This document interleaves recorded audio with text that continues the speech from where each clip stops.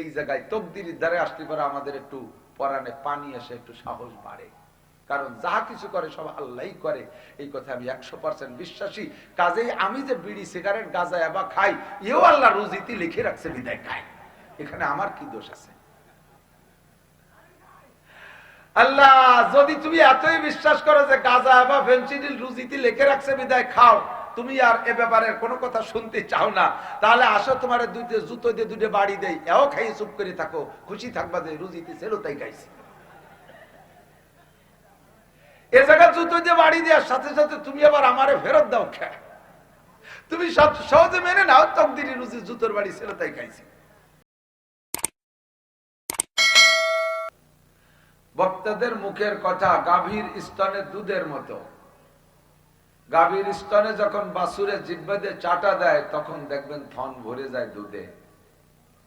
যতক্ষণ না চাটে অতক্ষণ পর্যন্ত থনে কিন্তু অত দুধ থাকে না, ঠিক না? চাটা দিলেই দুধ আসে। শ্রোতা যদি বক্তার দিকে আকর্ষণের সাথে কিছু পাওয়ার আশায় চাতকের মতো তাকায় থাকে, বক্তাদের জিহ্বা গাভীর বানের মতো, আল্লাহ পাক রব্বুল আলামিন উপর থেকে দুধ এই জিহ্বা দিয়ে বের করে দেবে। আর বাছুরের যদি চাহিদা না থাকে, সে যদি বানে না চাটে, মার ভাষায় চাটে, পেট চাটে, মুখ চাটে, তাহলে কি দুধ আসে নাকি? এখানে আসছেন দুনিয়ার সব কর্মকাণ্ড ফেলে রেখে বড় ধরনের ত্যাগ করে, কাজেই কিছু নিয়ে যেতে হবে, এ আশা আছে না ইনশাআল্লাহ? মাহফিলটা কি জন্য সূরা আসরের মধ্যে আল্লাহ পাক রব্বুল আলামিন বলেছেন, সে কথাই আমি সূরা আসর পড়েছি। ওর থেকে আসরের আগ পর্যন্তই কথা বলবো ইনশাআল্লাহ। সূরা আসর, আসরে যে থাকবে ইনশাআল্লাহ। রাজি আছেন তো? আমরা বক্তারা প্রতিনিয়ত প্রচুর পরিশ্রম করি। ফায়াউমান বিহাজবা ওয়া ইয়াউমান বিল রুকাইকি ওয়া বিল রুজাইবি ইয়াউমান ওয়া ইয়াউমান বিল খুলাইসা। আমাদের দর্শে নিজামী কওমি মাদ্রাসা একটা কঠিন কিতাব পড়ায়, আরবি সাহিত্যের বালাগাতের কিতাব, নাম হলো মুখতাসারুল মাআনি। কিতাবটা পুরো প্রথম শ্রেণী থেকে দাওরায়ে হাদিস পর্যন্ত যত কিতাব, তার মধ্যে অন্যতম কঠিন কিতাব মুখতাসারুল মাআনি। যে কোনো উস্তাদ পড়াইতে পারে না, খুব দক্ষ যোগ্য শিক্ষকদের পড়ানো লাগে। লেখক এই কিতাবটা লিখছেন, উনি বলেন আমি চাইছিলাম একটু সহজ করে লিখবো, কিন্তু লিখবো কি? সহজ করে লেখার জন্য তো মন মানসিকতা গুছাই এক জায়গা বসা লাগে। এই কিতাব লেখছি ফায়াউমান বিহাজওয়া, উনার এলাকার একটা জায়গার নাম, দেশের নাম হাজবা, কিছু কয় পাতা লেখছি হাজবাই যাইয়া। ওয়াউমান বিল উকাইকি, আর কয় পাতা লেখছি উকাইকি যাইয়া। অবিল উজাইবে ইয়ামান, উজাইবাই বসে কয় পাতা লেখছি। ওয়াউমান বিল খুলাইসা, আবার খুলাইসাই যাইয়া কয় পাতা লেখছি। এখানে একটু ওখানে একটু দৌড়োদৌড়ি করতে করতে আমি ভালো করে সাজাই গুছাই লিখতে পারি না, কিন্তু একটু কঠিন হয়ে গেছে। আমরা গতকাল চট্টগ্রাম, আজকে মাগুরা, পরের দিন জাফলং, পরের দিন সাতক্ষীরা, পরের দিন ভোলা, পরের দিন দিনাজপুর, এই এলো মেলো দৌড়োদৌড়ি করতে করতে শরীর স্বাস্থ্য সব শেষ। মন মাথাও গুছাই গাছাইয়া সুন্দরভাবে কিছু বলবো, এরকম গুছানোর সুযোগ পাই না। তো তাৎক্ষণিক ভাবে আপনারা বসলে, আপনাদের যদি চাহিদা থাকে যেখান থেকে কিছু নেব, তাহলে আল্লাহ পাক রব্বুল আলামিন আমাদেরকে সহযোগিতা করবেন, কিছু শিখাবেন। মাঝে মাঝে বলে থাকি, নবী আলাইহিস সালাতু ওয়াস সালামের চাইতে বড় বক্তা তো জগতে আসে নাই। একটু স্বীকার করেন, আসছে? আসছে আর আসবে? আল্লাহু আকবার। আমার নবীর সিফাত আর গুণ কীর্তন করতে গেলেই বছরের পর বছর কেটে যাওয়ার কথা। লাউলাহু মা খালাকাল আফলাকা খালিকুহা লাউলাহু মা খরাজাল ইনসানু মিন আদামি। আমার নবীকে না বানাইলে আল্লাহ তাআলা আসমান জমিন বানাইতেন না। কোন সুবহানাল্লাহ। নবীকে না বানাইলে আল্লাহ তাআলা মানব জাতি বানাইতেন না। নবীকে না বানাইলে অনেক কিছু আল্লাহ বানাইতেন না। আল্লাহ আমার নবীর চাইতে বড় বক্তা আসে নাই, আর আসবেও। আমার দিকে একটু খেয়াল করতে হবে, বেশিক্ষণ কষ্ট দেব না ইনশাআল্লাহ। শীতে আত্মাও সকলেরই ঠান্ডা হয়ে আসতেছে। নবী আলাইহিস সালাতু ওয়াস সালাম বয়ান করেন সাহাবাদেরকে নিয়ে, আর কিয়ামত পর্যন্ত সাহাবাদের কোয়ালিটির শ্রোতাও আসবে। ফাঁকে ছোট্ট একটা কথা কয়ে নিই, আমি আজকে আপনাদের মেহমান, আপনারা সবাই কিন্তু মেজবান। ফার্সি শব্দ মেহমান মানে যিনি বেড়াইতে আসেন, যিনি আসেন, আগন্তুক। আর মেজবান মানে স্থানীয় বাড়িওয়ালা। কিন্তু আমাদের দেশে পরিভাষা উল্টোই বেলাইছে, মেজবান আইছে। আপনাকে তো যদি কই নাকি বেড়াইতে যে আসে তারা কি কয়, মেজবান আইছে কয় না, মেহমান আসছে। কি আসছে? বাড়িওয়ালারা হলো মেজবান। তা আমি মেহমান, আপনারা মেজবান। আপনারা মাঠের মাঝখানে বসে বসে বাদাম খাবেন আর আমি একা একা বক করবো, বক বক করবো, এই হবে না, এটা ঠিক না। যদি বাদাম খাচ্ছি তাহলে আমারও দেন, আমিও খাবো, আপনারা খাবেন। খাওয়া দাওয়া শেষ পরে হওয়া যাবে। আপনারা বড় অসামাজিক, নিজেরা খাবেন আর মেহমানদের কাজে লাগাই দেবেন, এই নিয়ম করা যাবে না। এ কথাও মাঝে মাঝে বলি, আখের ক্ষেতের ভিতরে বাদাম লাগালি বাদাম কিন্তু হয়ই না, আর আখও ভালো হয় না, দুইটাই খারাপ হয়ে যায়। আখের ক্ষেতের ভিতরে বাদাম লাগালি যদি ভালো না হয়, ওয়াজের ক্ষেতের মধ্যে বাদাম লাগালি ভালো হবে না। এ বাদামের চাষ বাদ দিতে হবে। যারা ভদ্র, যারা সামাজিক তারা বাদ দেবেন, যারা অসামাজিক তারা খাইতে থাকেন। আমি উপরের থেকে দেখি কিরা কিরা খায়। আর খাবে কেউ? নবী পাক সাল্লাল্লাহু আলাইহি সাল্লাম বয়ান করতেছেন, হুজুরের মতো বক্তাও নাই আর সাহাবাদের মতো শ্রোতাও কিয়ামত পর্যন্ত আসবে না। এই কথাও সত্য, কথা কন না কেন? কারণ সাহাবাদের স্বভাব কি? সামিনা ওয়া আতানা। আমরা একটু বলে ফেলি, সামিনা, সামিউনা ওয়া আতানা। তাদের স্বভাবই হলো শুনবো আর মানবো। এই উদ্দেশ্যেই তারা আসতেন, শুনবো আর যতটুকু নবী শিখাই দিতেন অতটুকু আমলে বাস্তবায়ন করে আবার শিখতে আসতেন। ইয়া রাসূলুল্লাহ আল্লিমনিল উযু, হুজুর আমারে ওযু শিখাই দেন। হুজুর ওযু শিখাই দিয়েছে। ওযু তো আর মেলা কিছু না, মেশক করো, 3 বার কুলি করো, 3 বার নাকে পানি দাও, মুখমণ্ডল 3 বার ধৌত করো, মাথা পুরোপূর্ণি মাথা মাসে করো, 2 হাতের কেনু পর্যন্ত 3 বার ধৌত করো, 2 পায়ের টাকনু সহ 3 বার ধৌত করো। এই গেল না ওযু। হুজুর চাইলেন যে সামান্য কটা মশলা বলছি, এরপরে আর কিছু বলি। আর কিছু বলার ইচ্ছা করলে সাহাবী বলতেন কাদ কাফানি ইয়া রাসূলুল্লাহ, হুজুর আমার আজকে এ পর্যন্ত যথেষ্ট। আমি ওযুটাকে আগে প্র্যাকটিস করি, ওযুটাকে আগে আমলের মধ্যে আনি, এরপরে আরেকটা শিখবো। ওযু যখন প্র্যাকটিস হয়ে যাইতো, আমলে চলে আসতো, আবার এসে বলতেন ইয়া রাসূলুল্লাহ আল্লিমনিল গোসল, আমার এবার গোসল শিখাই দেন। আবার নবী গোসল শিখাই দেওয়ার পরে হয়তো তায়াম্মুমের মাসালা বলার ইচ্ছা করছেন, সাহাবী বলেন কাদ কাফানি ইয়া রাসূলুল্লাহ, এ পর্যন্ত যথেষ্ট, আগে আমি গোসলকে আমলে এনে নেই। গোসল শিখছেন, তারপরে আসছেন তায়াম্মুম শিখাই দেন। তায়াম্মুম শিখাই দিয়েছে, আল্লিমনিস সালাত, আমারে নামাজ শিখাই দেন। নামাজ শিখাইছে, নামাজের প্র্যাকটিস করছে। আল্লিমনিল সতর, আমারে পর্দা শিখাই দেন। আল্লিমনিল লিবাস, আমারে পোশাক শিখাই দেন। আল্লিমনিল ইমামা, আমারে পাগড়ি শিখাই দেন। একটা একটা করে শিখতেন আর একটা একটা করে আমলে বাস্তবায়ন করতেন, যার কারণে তারা হয়েছে কিয়ামত পর্যন্ত মানব জাতির জন্য, গোটা বিশেষ করে মুসলিম জাতির জন্য মডেল মানুষ, দৃষ্টান্তমূলক মানুষ। তারা ছিলেন মিসাল, তারা ছিলেন আমাদের জন্য উপমা। কথা বলেন ঠিক কিনা? আমাদের স্বভাবও সেরকম হতে হবে। সাহাবায়ে কেরামদের মতো শ্রোতা আসে নাই, আসবে না, তবে আমরা নকশে কদমে যদি চলার চেষ্টা করি। আল্লাহ পাক রব্বুল আলামিন বলেন, আস-সাবিকুনাল আউয়ালুনা মিনাল মুহাজিরিন ওয়াল আনসার আল্লাযীনা তাবাউহুম বিইহসান রাদিয়াল্লাহু আনহুম ওয়া রাদু আন।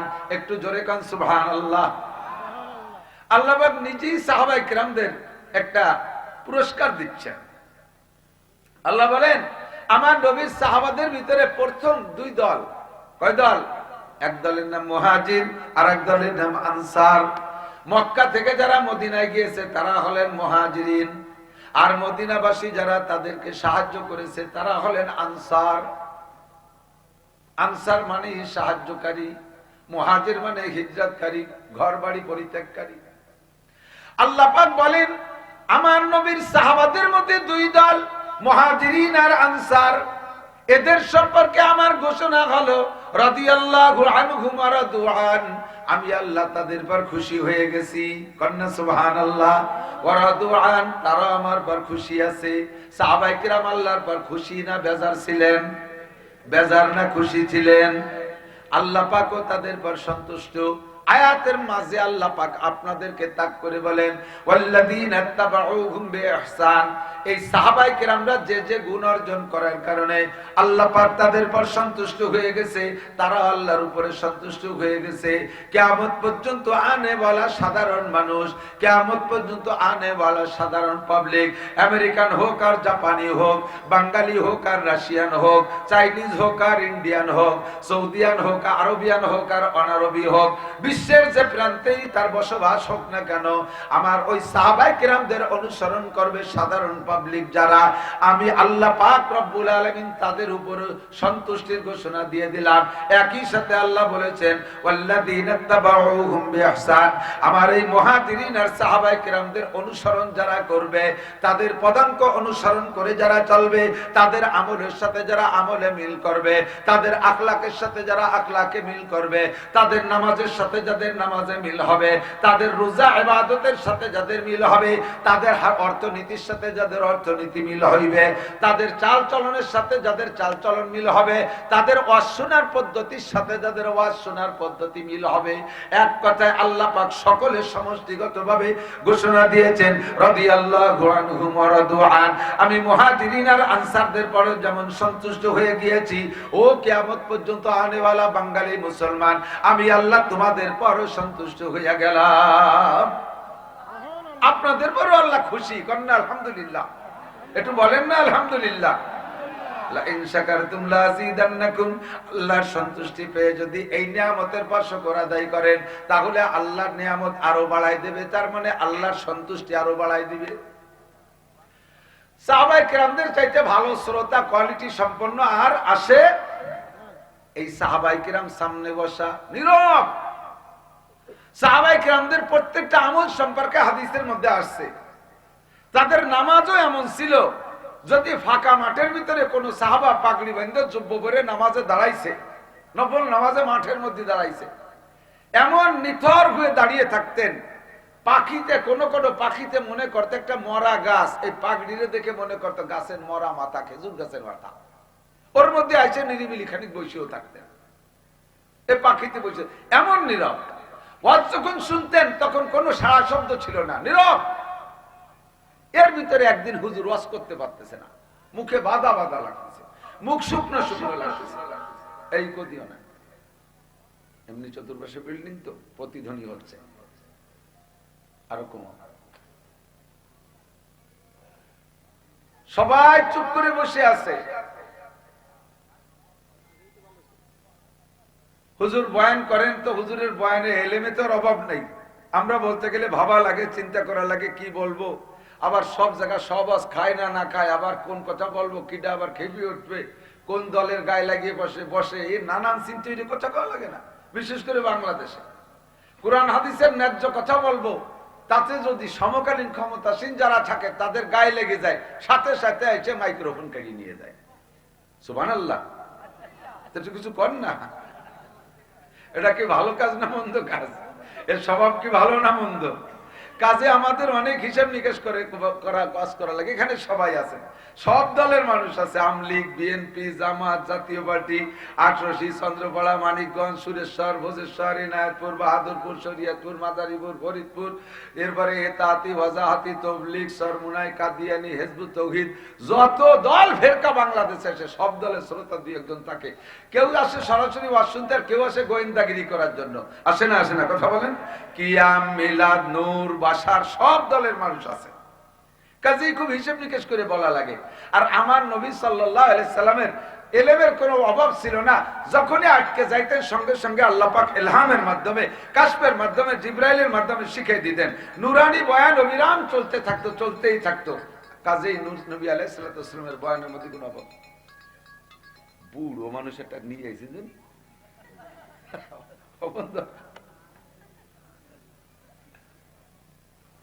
চলে যাবো ওয়াজের দিকে, ছোট্ট একটা কথা বলে চলে যাচ্ছি। তো হুজুর আলাইহিস সালামের বয়ানে কখনো অসুবিধা হয় না। আজকে হুজুর ওয়াজ করতে পারতেছে না, মুখ শুকনো শুকনো ভাব, থামি থেমে যাচ্ছে। তো জিবরিল আইসা এই অবস্থা দেখে আল্লাহ পাক জিবরাইলে পাঠাইছে, যাও তো আমার দোস্তর কোন জায়গায় অভাব পড়ছে, ওয়াজ আজকে রস নাই কেন? তাই সে জিবরাইল বলতেছেন, হুজুর কি কারণ, কি ব্যাপার, আজকে কথা আসতেছে না, বাধা বাধা লাগতেছে? কোন সমস্যা? হুজুর ভাই হ্যাঁ, এই যে সব মানুষ দেখো কি সুন্দর বসে রয়েছে, ওই মাঝখানে এক বুড়োরে দেখাইছে, ওই বুড়োর জ্বালায় আমি ওয়াজ করতে পারতেছি না। 2-3 জন পিছনের দিক তাকাচ্ছে, সেই বুড়ো আবার এই জায়গায় আছে নাকি? ও বুড়ো ওই মাঠে ছেলে, এই জায়গা নাই। আল্লাহ, জিবরিল বললেন হুজুর কি সমস্যা, কে বুড়ো কি করে? হুজুর বললেন ও বুড়ো মুখে মুখে তর্ক করে, 1 নম্বর স্বভাব। ওই বুড়োরে পাঠাইছে ওর নেতা কয়েকদিন আগে দারুন নদওয়ার ভিতরে আবু জাহেল সংসদ সদস্যদেরকে নিয়ে, মন্ত্রী পরিষদ নিয়ে একটা এলান দিয়ে দিয়েছে, কোরআন শরীফে আছে আয়াত হিসেবে, কয় মুহাম্মাদের কোরআন শরীফ এমনি তিলাওয়াত করবে, তা শুনলেও মানুষের দিল নরম হয়ে যায়, কাফের মুসলমান হয়ে যায়, মন্দ ভালো হয়ে যায়। কতক্ষণ ঠিক ঠিক না? আর আরবিয়ান তো ওরা আরবিয়ান, কোরআন শরীফ আরবি, শুনলেই বোঝে। কাজেই মুহাম্মদ যখন কোরআনের তেলাওয়াত করবে অথবা বয়ান করবে, তোমরা যাইয়া ওর ভিতরে বিভিন্ন প্রকার উল্টো পাল্টা করবা, শোরগোল করবা, চিল্লা পাল্লা করবা, একটা উদ্ভট পরিবেশ তৈরি করে ফেলবা, তাহলে তোমরা বিজয়ী হবা। আল্লাহ পাক কোরআনে কারীমের মধ্যে সে কথা বলেন, وقال الذين كفروا لا تسمعوا لهذا القرآن والغوا فيه لعلكم تغلبون। তোমরা যদি তোমাদের ধর্ম নিয়ে বিজয় হতে চাও আর মুহাম্মদকে যদি পরাজিত করতে চাও, মুসলমানদেরকে যদি হারাইতে চাও, তাহলে মুহাম্মদের কোরআনের মজলিসের ভিতরে যাইয়া শোরগোল চিল্লা পাল্লা যত প্রকার বিশৃঙ্খল আছে তা তোমরা করবা। অর্ডার দিয়ে দিয়েছে মিস্টার আবু জাহেল। আর এই অর্ডারের পর সবচাইতে বেশি আমল করছে যারা, তার মধ্যে অন্যতম ওই বুড়ো। 1 নম্বর গোল্ডেন প্লাস ওই বুড়ো ওই জায়গা বৈশা কথায় কথায় তর্ক করে, মাঝে মাঝে পেশাব করতে যায়, উঠে আইছে বসে পাশা ফিরে দিয়া পুটপুট করে বাদাম খায় আর খেজুর খায়, মোটামুটি একটা পরিবেশ নষ্ট করে ফেলাইছে। ওই এক বুড়োর কারণে নবী আলাইহিস সালাম বয়ান করতে পারতেছে না। জিবরাইল বলেন হুজুর বুড়োরে চেনেন? হুজুর কয় হ্যাঁ, আমার বাচ্চা তার বয়সী বুড়োরে চিনি। কয় না, সে ভাবে না, ওর আখলাক আর আভ্যন্তরীণ চরিত্র সম্পর্কে কি জানেন? কয় না, তা কি করে জানবো, আমি তো গায়েব জানি না, আমার নবী গায়েব জানে না। কথা কান ঠিক ঠিক না? ভালো মন্দ ভিতরে যা আছে এটা আল্লাহই জানে, ভবিষ্যৎ আল্লাহই জানে। আল্লাহ পাক নবীকে বলেন, নবী তুমি বলে দাও, উম্মত তোমারে ভাবতে পারে তুমি গায়েব জানো, কুল তুমি বলে দাও লাউ কুনতু আলামুল গায়ব লাস্তাকসারতু মিনাল খায়র। আমি যদি গায়েব জানতাম ভবিষ্যতে কি হবে আর কার অন্তরে কি আছে, এই যদি আমি জানতাম তাহলে অন্তরের কুচক্র দিয়ে আমাকে ক্ষতি করতে পারতো না, ভবিষ্যতে কোনো ক্ষতির মধ্যে আমি যাইতাম না। যত প্রকার কল্যাণ আর কামিয়াবি আর সফলতা আছে এগুলি আমি অর্জন করতাম। উহুদের মাঠে যে আমার দাঁত ভাঙ্গা খাওয়া লাগতো না। আমি যদি জানতাম যে এদিক থেকে পাথর আসবে সেদিকে আমি ঢাল ধরতাম। আমার মাথার মধ্যে হেলমেট ভাঙ্গে ঢুকে যাইতো না। আমি যদি গায়েব জানতাম সেদিকে আমি ঢাল ধরতাম। তাইফে গেলে ওই পরিমাণ মার খেতে হবে এ জানলে আমি মাত্র 2 জন যাইতাম না, আমি আরো লোকজন নিয়ে যাইতাম। আমি যদি গায়েব জানতাম লবিদ ইবনে আসসাম আমারে 1 মাস পর্যন্ত জাদু কইরা এভাবে পাগল করে রাখতে পারতো না। আমি গায়েব জানি না, নবী পাকও গায়েব জানে না। জিবরিল কয় ও নবী পাক বলেন জিবরাইল ওই লোকটার আভ্যন্তরীণ সমস্যা আমি জানি না, বলো তো লোকটার সমস্যা কি? জিবরাইল কয় হুজুর এই মাত্র লোকটার আচরণ দেইখা আল্লাহ পাক আমার মাধ্যমে আপনার কাছে নতুন একটা সূরা প্রেরণ করেছে, নতুন একটা সূরা নাজিল করেছে। যে সূরাটা 30 পারা কোরআন শরীফের মধ্যে 29 নম্বর পারায় দ্বিতীয় সূরার স্থান পেয়েছে। সূরাটার নাম সূরাতুল কলম। এই সূরা কলম আমি নিয়ে আসি। সূরা কলমের ভিতরে শুরু দিয়ে আপনার প্রশংসা, একটু আগায় যাইয়া ওই লোকটার চরিত্র সম্পর্কে আল্লাহ পাক বর্ণনা দিচ্ছেন। লোকটার ভিতরে 9টা দোষ আছে, একে একে 9টা দোষ। এই 9 দোষের অধিকারী বিদায় মজলিসের মধ্যে বেয়াদবি করে। তন্মধ্যে 9টা দোষের ভিতরে 1 নাম্বার দোষ, সর্বশ্রেষ্ঠ যেই দোষটা সেইটা হলো উতুল্লিম বাদা যালিকা জানিম। ওই লোকটা হলো জারস সন্তান হারামজাদা।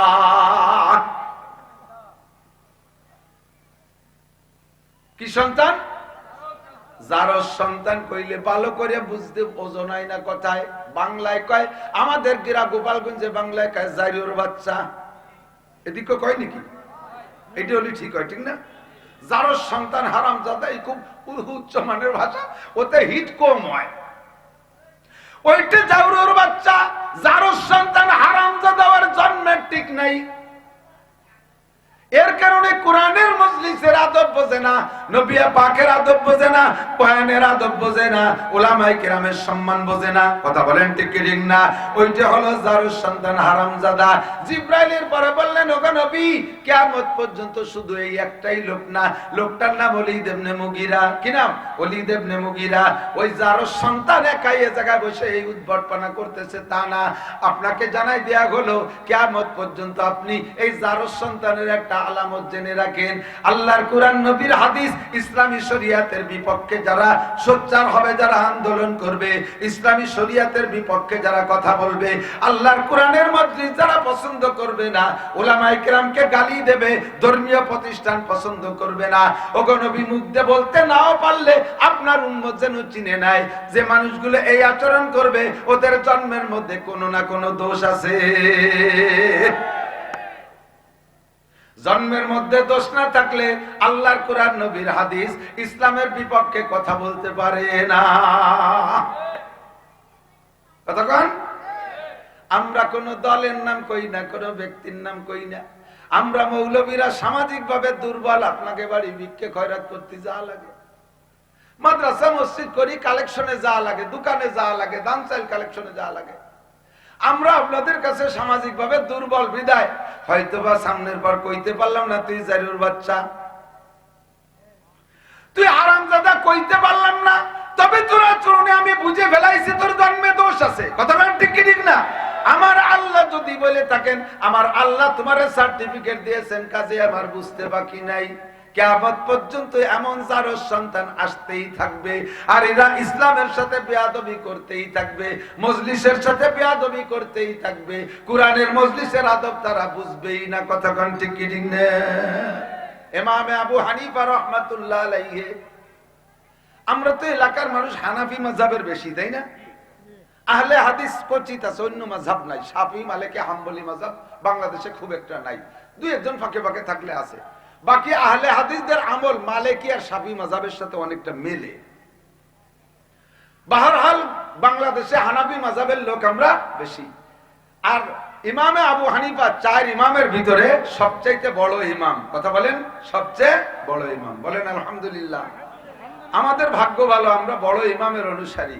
অন্যান্য ইমামরাও ইমামে আবু হানিফা রাহমাতুল্লাহ আলাইহির নাম বলতে যে কি বলেন জানেন? অন্য মাযহাবের উলামায়ে কিরামও বলে ইমামুন আল আযম, ইমামুন আল আযম, আমাদের সবচেয়ে বড় ইমাম। শাফি মাযহাবের আলেমরাও কয় ইমাম, মালিকি মাযহাবের উলামায়ে কিরামরা বলতে গিয়ে বলে ইমামুন আল আযম আবু হানিফা, হাম্বলি মাযহাবের উলামায়ে কিরামও কয় ইমামুন আল আযম আবু হানিফা। শুধুমাত্র আহলে হাদিস আলারা কয় আবু হানিফা কাফের। কিছু বলবেন না আপনারা? আপনারা কি ওদের দলে নাকি?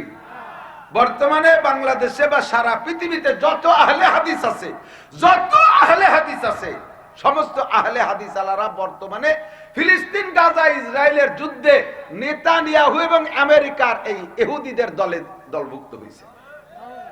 এরা ইসরায়েলের সমর্থন করে, এরা নেতানিয়াহুর সমর্থন করে।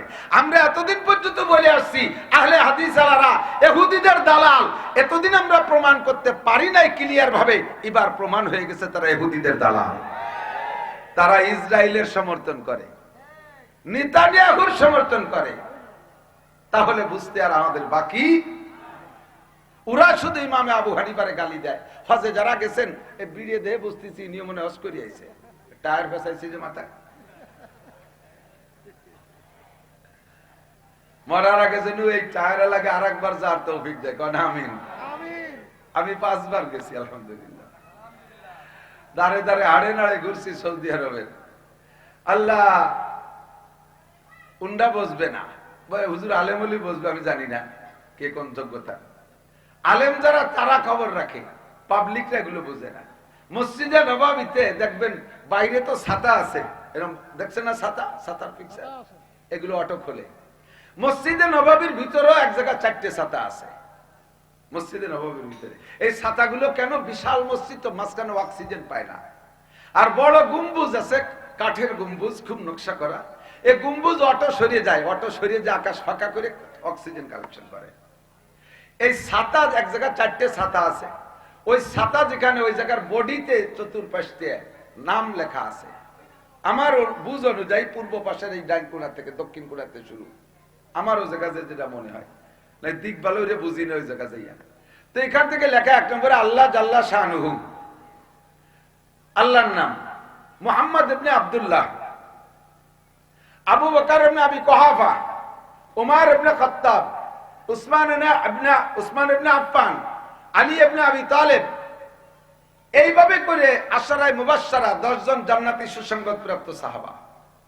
এনাদের নামের পরে হাসান হুসাইন এনাদের নাম এ লিখে এই কোনায় যায়, এখান থেকে শুরু হয়েছে বড়দের নাম, ওই কোনায় যে শুরু হয়েছে সাহাবাদের নামের পরের থেকেই শুরু হয়েছে। 1 নম্বরে নোমান ইবনে সাবিত আবু হানিফা রাহমাতুল্লাহ আলাইহি, 2 নম্বরে শাফি ইবনে ইদ্রিস রাহিমাহুল্লাহ ইমাম শাফি, 3 নম্বরে মালিক ইবনে আনাস রাহমাতুল্লাহ আলাইহি, 4 নম্বরে আহমদ ইবনে হাম্বল রাহমাতুল্লাহ আলাইহি। ও জায়গা সিরিয়ালও আমাদের ইমাম সাহেবের নাম 1 নম্বর। এদেশে যারা আহলে হাদিস করে তারা ইমামে আবু হানিফারে অনেকে কাফের মনে করে। আরে ইমামে আবু হানিফারে কাফের তুমি মনে করো, যেই মক্কা মদিনার থেকে এলেম আসছে, সেই মদিনার ইমাম সাহেবরা তার নামটা আজ পর্যন্ত স্বীকারে রেখেছে। যদি সে কাফের হতো মসজিদে নববীতে তার নাম রাখতো না। কথা বলুন ঠিক কি ঠিক না? ওনার ছাত্র ইমামে আবু ইউসুফ, এই ইমামে আবু ইউসুফের ছাত্র ইমাম শাফি, ইমামে মুহাম্মদ রাহমাতুল্লাহ আলাইহি, ইমামে জুফার, এই বড় বড় ইমামদেরকে নিয়ে এরকম একটা বড় মাঠে, ইমামরা তখন ছাত্র, ইমাম আবু হানিফা রাহমাতুল্লাহ আলাইহি। আমি একটা কথা বলার জন্য বলছি, কথা এসে গেলে তার আনুষঙ্গিক যেটুকু থাকে যেটুকু বলা লাগে, কিসসাটা আপনার স্মরণ হয়ে যাবে, ইয়াদ থাকবে ইনশাআল্লাহ। বিকেল বেলা আসরের পরে পাহাড়ের পাদদেশে ছায়া বৈশা ইমামে আবু হানিফা রাহমাতুল্লাহ আলাইহি একটা খোলা মাঠের কিনারায় এই সাহাবা ওনার সাথীদেরকে নিয়ে গোল হয়ে বৈশা মাসালার আলোচনা করতেছে। উন্ডা গোল হয়ে বসে মাসালার মুযাকারা করতেছে। মাঠের মধ্যে ছেলেরা ফুটবল খেলতেছে। ফুটবল অনেক আগের থেকেই খেলা চলে। বলে লাথি মারছে, শট মারছে, একটা বল উইড়ে আইসা ওনাদের ওই গোলাকার ক্ষেত্রার মধ্যে পড়ছে। বলটা মাঝখানে পড়া এ হুজুরের সাথে একবার, ওখান থেকে ধাক্কা খেয়ে হুজুরের সাথে একবার, হুজুরদের ভিতরে সবাই এক এক গাই দিয়া, এরপরে বলটা মাঝখানে শান্ত হইছে, বাইরে গোলের থেকে বের হয়ে যেতে পারে নাই। 11 দুগুনি 22 জন প্লেয়ার, এরা পাশে আইসা উকি মেরে দেখে বলটা মাঝখানে পড়ে আছে। বেলা রয়ে গেছে, আরো তো খেলতে হবে, কিন্তু বল পড়ছে এত বড় বড় হুজুরদের প্যাসের ভিতরে, এই বল আনতে যাবে কে? প্রথম একজন যাইয়া কাছে যে চুপ করে ফিরে আসছে, দ্বিতীয় জন ফিরে আসছে, তৃতীয় জন ফিরে আসছে, একে একে 21 জন প্লেয়ার কাছে যায় যে বল আনতে ভিতরে ঢুকতে সাহস পাই নাই, ফিরে চলে আসছে। 22 নম্বর যে রয়েছে ও কয়, এইভাবে তোমরা যদি লজ্জা করো তাহলে বিকেল টাইমটা সম্পূর্ণ শেষ হয়ে যাবে, আর বল খেলা হবে না। হুজুরদের মধ্যে বল পড়ছে, তাতে কি হয়েছে? বল না আনলে পরে খেলবো কিভাবে? ও যাইয়া লাভ দে যে মাঝখান থেকে বলটা দূরে নেবে রয়ে চলে আসছে। আবার খেলা শুরু হয়ে গেছে। ছেলেটা যখন বল নিয়ে বেরোয় যায়, ইমামে আবু হানিফা রাহমাতুল্লাহ আলাইহি বলছেন, তোমরা লক্ষ্য করো, যারা ছাত্ররা আছো খবর নিয়ে দেখো, ভালো করে তল্লাশি লাগায় দেখো, এই লাস্টে যে ছেলেটা বল নিয়ে গেছে ওই ছেলেটার জন্মের মধ্যে কোনো না কোনো দোষ আছে। জন্মের মধ্যে দোষ আছে। আল্লাহু আকবার। মসজিদ ভেঙে গেছে, চলে গেছে। কিছুদিন পর ওনাদের মধ্য থেকে একজন আইসা, ওই ছাত্র ইমাম যারা ছাত্র পরবর্তীতে তারা বড় বড় ইমাম, ওনাদের মধ্যে একজন আইসা ইমামে আবু হানিফাকে বলতেছে, জি হযরত, ওই ছেলেটার জন্ম বৃত্তান্ত আমি খুঁজে পাইছি। আজ থেকে বেশ কয়েক বছর আগে ছেলেটা দুনিয়ায় আসার আগে, জন্মের আগে, ওই ছেলেটার আব্বা আইসা আমার কাছে একটা মাসালা জিজ্ঞেস করছে। মাসালাটা হলো, হুজুর আল্লাহর কোরআনে বলছেন স্ত্রীকে তার মাসিক অবস্থায় ব্যবহার করা জায়েজ নাই। আমি তো আমার স্ত্রীকে মাসিক অবস্থায় ব্যবহার করে ফেলাইছি, সম্ভবত ওই ব্যবহারে গর্ভধারণ করেছে। হুজুর এই গর্ভের সন্তানটার কি মাসালা? হুজুর বললেন সন্তানটা হালাল, যেহেতু বাপের ঔরজার সন্তান, কিন্তু আল্লাহর নিষেধাজ্ঞার ভিতরে জন্ম দিয়েছো, কাজেই ওর জন্মের মতের ভিতরে আংশিক অপরাধ আছে, আংশিক ত্রুটি আছে। ওই ত্রুটির কারণে সন্তানটা বেয়াদব হতে পারে, উশৃঙ্খলা হতে পারে, বিশৃঙ্খলা করতে পারে। এই সন্তানটা খবর নিয়ে পাইলাম হুজুর সেই লোকটারই সন্তান। ডাইরেক্ট হারামজাদা, ডাইরেক্ট নাপাক, ডাইরেক্ট অবৈধ সন্তান, অথবা ইনডাইরেক্ট হারামজাদা, কিছুটা হলেও দোষ থাকতে হবে। আল্লাহু আকবার। উতুল্লিম বাদা যালিকা জানিম। ও যুবকরা, তোমরা অনেক সময় উল্টো পাল্টা করো। আমরা চোখের সামনে কিছু বলি না, আমরা মুখের উপরে কিছু বলি না, তবে কোরআন হাদিস থেকে আমরা বুঝে ফেলাইছি তোমার জন্মের মধ্যে কোনো না কোনো দোষ আছে। নইলে তুমি মুরব্বির সাথে বেয়াদবি করতে পারো না, আলেমের সাথে বেয়াদবি করতে পারো না, মাহফিলের সাথে বেয়াদবি করতে পারো না, কোরআন হাদিসের সাথে বেয়াদবি করতে পারো না, উলামায়ে কেরামের সাথে বেয়াদবি করতে পারো না, যদি তোমার জন্মের মধ্যে দোষ না থাকে। জানতি সত্ত্বে আজকে এই দুইটা ঘটনা থেকে আমরা শিক্ষা নেব, জীবনে আর কোনদিন এই জাতীয় বেয়াদবি আমরা করব। কথা বলেন, করব? ৭৪ মার গেছে না আসি নফসেরা। এই বর্তমানে তো শীত চলতেছে খুব, সূর্য মনে একটু মুখ খোলা খোলা বাপ। বলেন আলহামদুলিল্লাহ। আল্লাহ দিনই মাহফিল মিলাইছে, কা মিলেবে রাত্রে। আবার রাত্রে যদি মিলে কয় যে এত রাত পর্যন্ত ওয়াজ শোনা যায় নাকি? গরমকালে মাহফিল দিলি কয় গরমের মধ্যে ওয়াজ শোনা যায় নাকি? শীতকালে দিলি কয় এত বড় শীতের মধ্যে দিতে কইছে কিটা? কতক্ষণ? জালালউদ্দিন রুমি শেখ ফরিদউদ্দিন আত্তার রহমাতুল্লাহ আলাইহি বলেন, ৭৪ মার গেছে নাসি নফসেরা, নাইকা ৭ না পার রাত বর হাওয়া, গরবা পর গুয়েত বগুয়া দুস্তরাম আর নাহি বারাস বগুয়াদ তয়রাম। মানুষের স্বভাব আর চরিত্রকে উট পাখির সাথে উদাহরণ দিয়েছে। মানুষের চরিত্র, মানুষের আখলাক উট পাখির মতো। এদিক দেখেন, যারা চিড়িয়াখানায় গেছেন উট পাখি দেখছেন না? উট পাখি, উট পাখি, বড় পাখি, উট পাখি। কয় মানুষের স্বভাব উট পাখির মতো। কেমন? কয় উট পাখিরে যদি বলে যে তুমি তো উট, বলে জিজ্ঞেস করে তুমি কি, তখন প্রাণী জগতের ভিতরে উটটা বড়, উটের দিকে নিজেকে নিয়ে যায়, বলে আমি উট, খুব সম্মানিত প্রাণী। যদি তুমি উট হও তাহলে এই 5 মণ বোঝা বইয়ে নিয়ে যাও। যখন বোঝা বইতে কয় সে সময় কয় না আমি হলো পাখি। পাখি থেকে বোঝা বইতে পারে নাকি? তুমি কে? আমি উট। তাই বুঝাবো? কয় না আমি হলো পাখি, আমি কি বোঝা বইতে পারি? যখন কয় উট তখন কয় পাখি, আর বোঝা বইতে গেলে কয় পাখি। আর এবার কয় যদি তুমি পাখি হয় তাহলে একটু ওড়ো। ও আবার উঠতে পারে না, উট পাখিতে উঠতে পারে না। তুমি যখন পাখিতে একটু ওড়ো, কয় না আমি হলো উট। উঠতে কি উঠি কি ওড়ে নাকি? যখন যে বেকায়দা আসে সে বেকায়দাটা প্লেস করে। আল্লাহ পাক আমাদের ভালোবাসা ডেকে নিয়ে আসে। দিনের বেলা শীতের সময় একটা মজার পরিবেশ, বলেন না আলহামদুলিল্লাহ। সময় কম, কামাই বেশি, অল্প সময়ের ভিতরে ইনকাম করব। এই ওয়াজ নসিহত মাহফিলের মাকসাদ দুইটা। জোরে বলেন কয়টা? দুইটা মাকসাদে আসছি। আমার ওয়াজের ভিতরে যুক্তি আছে, শুনতে ভালো লাগে তাই শুনতে আসছেন তা না। আর একজনের ওয়াজের মধ্যে কণ্ঠ আছে, গজল গায় তাই শুনতে আসছি তা না। এখানে সময় দিয়েছি দুইটা জিনিস শিখবো। একটা হলো ইমান, ইমান শিখবো, আর একটা হলো আমল শিখবো।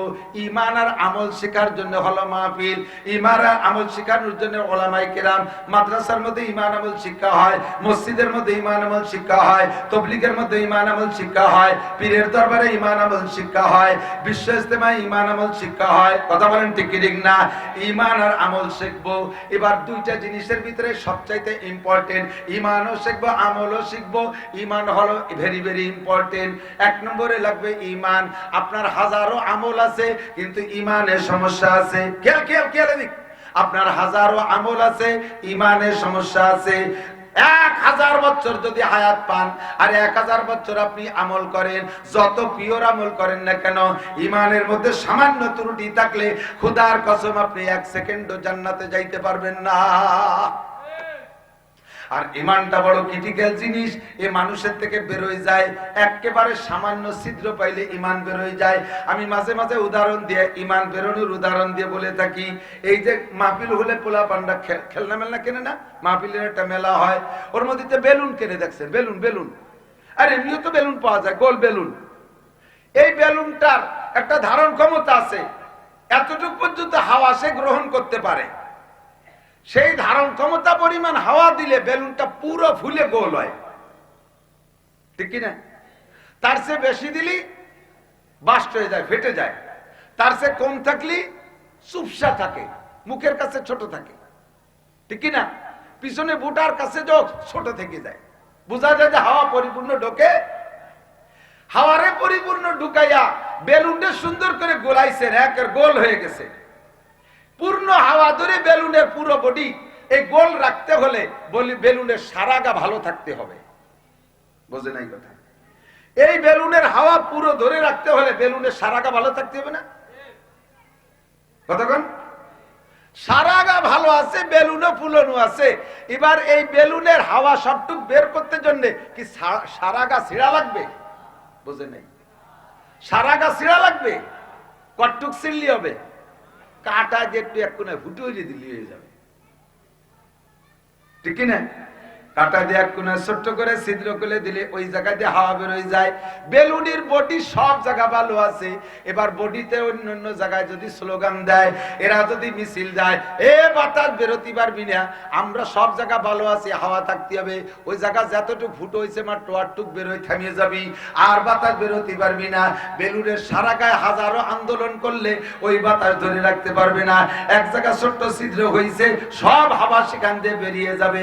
আপনার নামাজ আছে, আমার ঠিক নামাজ আছে, রোজা আছে, হজ আছে, যাকাত আছে, পাগড়ি আছে, টুপি আছে, দাড়ি আছে, জুব্বা আছে, মসজিদ আছে, মাদ্রাসা আছে, তবলিগ আছে, সরমুনাই আছে, পীর সাহেব আছে, ইস্তেমা আছে, জিকির আছে, ফিকির আছে, অল এভরিথিং সব আছে। আপনার বেলুনটা ফুলানো আছে, এক পাশে ছোট্ট করে একটু কাটা দিয়ে ফুটো করে দিয়েছেন, অল্প একটু কাটা মাইরে দিয়েছেন, ওই জায়গাতে সব হাওয়া বের হয়ে যাবে। যেমন আপনি বলছেন সবকিছুর ভিতর দিয়ে বলছেন, আরে এই জামানায় কি অত পর্দা করা সম্ভব? কটটুক কাটা শুধু বলছেন এই জামানায় কি হুজুর রাজা কয় অত পর্দা করা সম্ভব? এ কথা বলার সাথে সাথে কি হয়েছে জানেন?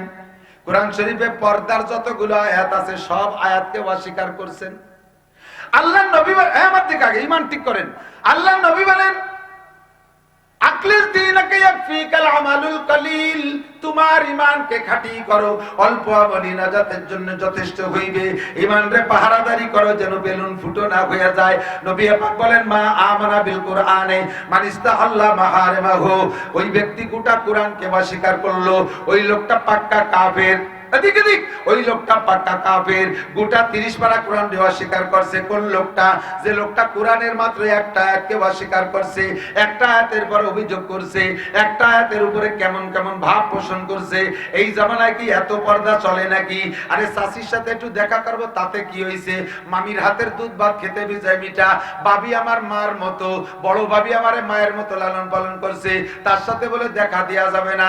শালি তো আপন বোনের মতো, তার সাথে একটু দেখা করা যাবে না। এই কি এই জামানায় মানা যায় নাকি? এই কথা বলার সাথে সাথে কোরআনের পর্দার আয়াতগুলোকে অস্বীকার করেছেন। আর একটা আয়াতকে অস্বীকার করলে ওই লোকটা কাফের। আপনার যত ইবাদত আছে কোন ইবাদতে আপনার ঈমানের হাওয়াকে ধরে রাখতে পারবে না। বেলুন ফুটো হয়ে গেছে একটা কথার দ্বারা। আরে এত কি পরিচ্ছন্নতা করে চলা যায়? এত হালাল হারাম ভাইসি গুটি চলা যায়? একটু ব্যারাকের টাকা না নিলি তো ভাইসিই যেতাম। এই ব্যারাক অ্যাডামস কারিতার বিআরডিবি স্বনির্ভর জাগরণী চক্র আশা প্রশিকা গ্রামীণ ব্যাংক এরা না আসলে তো মরিয়েই যেতাম। এই হুজুররা বড় বড় গল্প মারে আর ওয়াজ করে ভগট করে টাকা দিয়ে যায়। আমাকে তো 4টি পয়সা দিয়ে যায় না। এই ব্যারাক আব্বারাই তো আমাকে বাঁচাইছে। বলার সাথে সাথে তুমি কাফের। অত হালাল হারাম বেশি চলা যায় না। বলার সঙ্গে সঙ্গে হালাল হারামের আয়াতকে অস্বীকার করেছেন। এত নামাজ পড়িয়ে পারা যায় নাকি? এত নামাজ পড়িয়ে পড়া যায় নাকি? বলার সাথে সাথে আপনি নামাজের 82টা আয়াতকে অস্বীকার করেছেন। আরে এই জামানায় জিহাদ আছে নাকি? জিহাদ আবার কি? জিহাদের কথা বলি তারে জঙ্গি ফঙ্গি আবাজাবা কইয়া তারে খাটো করার চেষ্টা করে, আক্রমণ করার চেষ্টা করে, অ্যারেস্ট করার চেষ্টা করে। জোরে বলেন আছে না নাই? একদল আছে না নাই? জিহাদ সম্পর্কে কথা বললে যদি প্রতিবাদ করে 682টা আয়াতকে অস্বীকার করা হবে। 682টা আয়াত। একটা আয়াতকে অস্বীকার করলে তুমি কাফের, পাক্কা কাফের। তোমার ঈমানের হাওয়া বেলুন ফুটে বের হয়ে চলে গেছে। সেখানে জিহাদকে অস্বীকার কইরা তুমি জিহাদের বিরোধিতা করে 682 আয়াতকে অস্বীকার করেছো। নামাজ না পড়িয়া তুমি 82 আয়াতকে অস্বীকার করেছো। যাকাত না দিয়া যাকাতের আয়াতগুলোকে অস্বীকার করেছো। পর্দা না করে পর্দার আয়াতগুলোকে অস্বীকার করেছো। ও বান্দা, তাহলে তুমি মুমিন না কাফের? এবার নিজেকেই নিজে বিচার করো।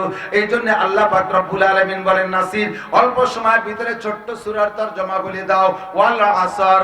আল্লাহ পাক এই কথাটা বুঝানোর জন্য কসম খেয়ে কথা বলে। আল্লাহর কোন কথা বান্দা যদি গ্রহণ না করে আল্লাহর কিছু আসে যায়? কথা কোন আসে যায়? আমরা যদি সারা দুনিয়ার সবাই কাফের হয়ে যায় আল্লাহর কোনো লস আছে? সারা দুনিয়ার সবাই যদি মুমিন হয়ে যায় আল্লাহর কোনো লাভ আছে? আমরা আল্লাহর কোরআন না মানলে আল্লাহর কোনো লস নাই, আল্লাহর কোরআন মানলেও আল্লাহর কোনো লাভ নাই। আমরা আমল করলে আল্লাহর লাভ নাই, আমরা আমল না করলে আল্লাহর লস নাই। তারপর আল্লাহ পাক তার কথাগুলো বান্দার মধ্যে গ্রহণযোগ্যতা তৈরি করার জন্য কসম খেয়ে বলতেছেন ওয়াল আসর। আল্লাহকে আমি সময়ের কসম খেয়ে বলি বান্দা। আরে এদিকে দিক, আমরাও কসম খাই না? আমরা কসম খাই কার কসম? একমাত্র আল্লাহর নাম, আল্লাহর জাতি নাম আর আল্লাহর সিফাতি নাম ছাড়া অন্য কাহারও কসম খাওয়া জায়েজ নেই। নবীর কসম, কাবার কসম, কুরআনের কসম, হাদিসের কসম, ছেলের কসম, মায়ের কসম, আব্বার কসম, পিসাবের কসম, এই সব কসম শিরিক। কসম হলে হবে কার নামে? একমাত্র কার নামে? বলবেন আল্লাহে, বিল্লাহে, তাল্লাহে। আমরা এই কসম খাই কেন কন্ত? কথার গুরুত্ব বাড়ানোর জন্য, ঠিক না? আমার কথা নিচ্ছে না, কারণ আমি যে কয় নম্বরের সিটার আর বাটপার তা তো সবাই জানে। আমার কথা শুনতে চায় না, মানতে চায় না, এই জন্য বলে আল্লাহর কসম এমপি আইছে মোহাম্মদপুর। কারণ আমি এর আগে যতবার কইছি ততবারই দেখা গেছে মিথ্যে কইছি। এমপি আসি নাই, আইছে চেয়ারম্যান, আপনাকে কসম খেয়ে বাটাই দিছি, আপনাকে খবর দিয়ে বাটাই দিছি। এবার কই কয় আর বাদ দে, বাটপার সিটার কোনটি কারে দেখিয়েছে তার নাই ঠিক। বললাম যে প্রধানমন্ত্রী আসছে, আরে তুই চিনিস প্রধানমন্ত্রী? মমতাজ দেখে প্রধানমন্ত্রী আছে। এখন এই কথার গ্রহণযোগ্যতা বাড়ানোর জন্য আমার কসম খাওয়া লাগে না? দোকানে বাকি খাইতে খাইতে আপনি একেবারে এলাকায় প্রসিদ্ধ হয়ে গেছেন, ও বাকি নিলি টাকা দেয় না। এখন আপনি এমন ইমার্জেন্সিতে বলছেন যে বাকি ছাড়া উপায় নাই, মাল নিয়ে ছাড়া বাড়ি যার কায়দা নাই। কাজেই বাকি নিতে হলে আপনাকে দোকানদারের কাছে কসম খেয়ে বলতে, আল্লাহর কসম শুক্রবারে দিয়ে টাকা দিয়ে যাব, কথার গ্রহণযোগ্যতা বাড়ানোর জন্য। আমার আল্লাহ পাক রব্বুল আলামিন বলেন বান্দা আমার কথা তোরা না খাইলে কিছু আসে যায় না, তবে আমি কথাটা গুরুত্বপূর্ণ হিসাবে বেশি গুরুত্ব বোঝানোর জন্য আমি কসম খাইতেছি। তো তোমরা কসম খাবা আল্লাহর নামে, আর আল্লাহর উপরে তোর কেউ আল্লাহ নাই যে আল্লাহ তার নামে কসম খাবে। আল্লাহ তার সৃষ্টি জগতের ভিতরে যেটাকে গুরুত্বপূর্ণ মনে করেন সেইটার কসম খান। যেমন অদ্দুহা ওয়াল্লাইলি ইযা সাজা, অদ্দুহা ওয়াল্লাইলি ইযা সাজা, ওয়াল আদিয়াতি দবহান, ফাল মুরিয়াতি কদহান, ওয়াশ শামসি ওয়া দুহাহা, ওয়াল কমারি ইযা তালাহা। যত জায়গা ওয়াও দেখতেছেন আয়াতের শুরুতে, সবগুলো কসম, বলতে গেলে বহুত সময় লাগবে। ওয়াত-তিন ওয়াজ-জাইতুন ওয়া তুরে সিনিন ওয়া হাযাল বালাদিল আমিন, এগুলো সব আল্লাহর কসম। এই জায়গা আল্লাহ পাক বলেন আমি সময়ের কসম খেয়ে বললাম ওয়াল আসর। তোমার কাছে সময়ের দাম নাই, তুমি চার দোকানে বসে ঘন্টার ঘন্টা নষ্ট করো। আছে না? এই ক্লাসের মানুষ আছে না? নাই আছে না? বুড়ো বুড়ো মানুষ চার দোকানে সকালে গেছে আর রাত 11টার পরে টেলিভিশনের আখেরি মুনাজাত না হলে বাড়ি আসে না। কতক্ষণ মসজিদে আজান হয়েছে চার দোকানের পাশে, বুড়ো সেই সময় মুড়াইয়া আর একদিক ফিরিয়ে নতুন করে একটা বিড়ি ধরায়। এই বিড়ি শেষ না হলে তার মসজিদে যাওয়া যাচ্ছে না, এর ফাঁকে নামাজ হয়ে গেছে। তোমার সময়ের দাম নাই, টেলিভিশন, ফেসবুক, ইউটিউব ইত্যাদি করে করে সময় নষ্ট করো, গাল গপ্প করে নষ্ট করো, চার দোকানে বৈশা আল্লাহু আকবার। বাংলাদেশের রাজনীতির কি বলা হয়, অথচ ঘন্টা ঘন্টা সময় নষ্ট করে, ঠিক না? আল্লাহ কায় বলা আসর, আমার কাছে সময়ের বড় দাম আছে। আমি সময়ের কসম খেয়ে বলি, কি বলি আল্লাহ কসম খেয়ে যে কথাটা বলতে, যে অত্যন্ত গুরুত্বপূর্ণ কথা না, সেই কথাটা কি? এর কসম তো কসমে গুরুত্ব আছে, এরপরে আরবিতে ইন্না, আন্না, কান্না, লাইতা, লাকিন্না এই জাতীয় কতগুলো হরফ আছে, লামে তাকিদ আছে। এই হরফ দিয়ে, এই শব্দ দিয়ে কথার গুরুত্ব আরো বাড়ায়। এবার আল্লাহ বলতেছেন ইন্নাল ইনসানা লাফি খুস। একেবারে আমেরিকা থেকে নিয়ে জাপান পর্যন্ত, আদম থেকে নিয়ে কিয়ামত পর্যন্ত সারা দুনিয়ার সমস্ত মানুষ ক্ষতির ভিতরে। লাফিকুস ইন্না কইয়া তাকিদ বাড়াইছে, কসম দিয়ে তাকিদ বাড়াইছে, আবার লাম দিয়ে তাকিদ বাড়াইছে। ফি খুসর মানে ক্ষতিগ্রস্ত। তার শুরুতে লাম লাগাই দিয়ে কয় অবশ্যই সারা দুনিয়ার সমস্ত মানুষ ক্ষতির মধ্যে আছে, সব মানুষ ক্ষতিগ্রস্ত। এবার কি আল্লাহ পাক কোটেশন দিয়া ইস্তেসনা করে ভাগ করে দিচ্ছে, কয় না একেবারে সবাই না, দুই শ্রেণী, চার গুণের মানুষ তারা, ক্ষতি থেকে বেরিয়ে আসে। একটা হলো ইল্লাল্লাযীনা আমানু, এক নম্বরে যারা ঈমানদার, জোরে বলেন যারা ঈমানদার, যাদের ঈমানের মধ্যে আছে 7টা শাখা। প্রথম কয়টা শাখা? 7টা শাখা।